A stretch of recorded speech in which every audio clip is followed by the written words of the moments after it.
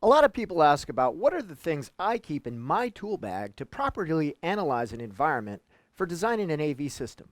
We're going to talk about some of the things that I like to use to analyze the light, the sound, and the electrical infrastructure in the room.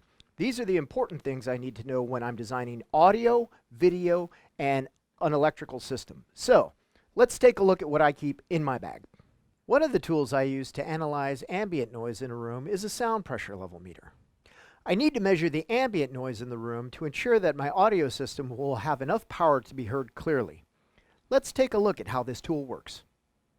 To measure the ambient noise, I want to use an SPL or sound pressure level meter. I want to make sure my SPL meter is set for the correct weighting depending on my environment and task. This will enable me to measure the ambient noise in a room more like humans actually hear.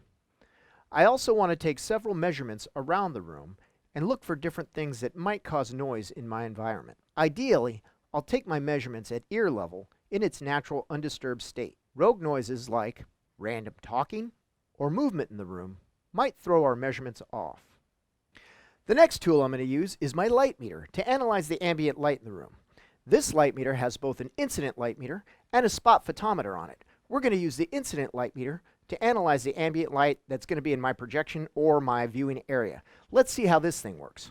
The incident light meter will enable me to measure ambient light in the room.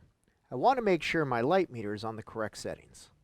On my light meter, I want to make sure that I have the incident light meter and not the spot photometer engaged.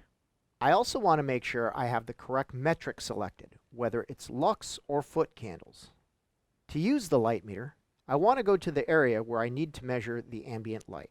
I'll hold the light meter on the test area and take note of its measurements. I want to take several measurements on different areas of the wall as light will fall differently depending on its distance from the light source.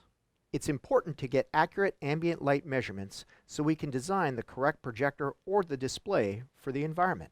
Okay, now that we've taken a look at our light meter, let's take a look at the next tool. The last tool we're going to talk about is our multimeter. I use a multimeter for many different things, testing cables and circuits and analyzing the electricity coming out of the outlets. Let's take a look at some of the functions this multimeter has. When I'm testing voltage, I want to make sure I have the appropriate test up, be it AC or DC. Let's test this battery.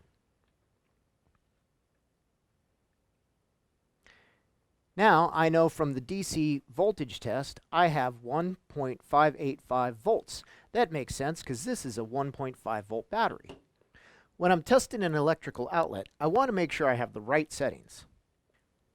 AC voltage and my probes, and I want to make sure that I put my probes in the appropriate slots, making sure not to touch them, and checking for the appropriate voltage. Here, my multimeter is set for AC circuits.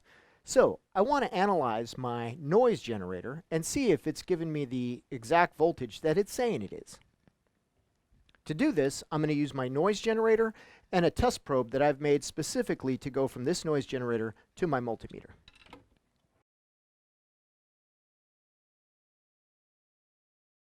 My noise generator is putting out 775 millivolts or 0.775 volts. Let's see what our multimeter is recording. As you can see, my multimeter is saying 780 millivolts, about 5 millivolts off.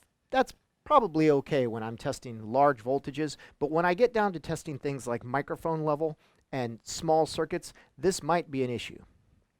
So now that we've taken a look at some of the tools that I keep in my tool bag, hopefully this helps you out in preparation for analyzing your environment and setting up your AV systems successfully.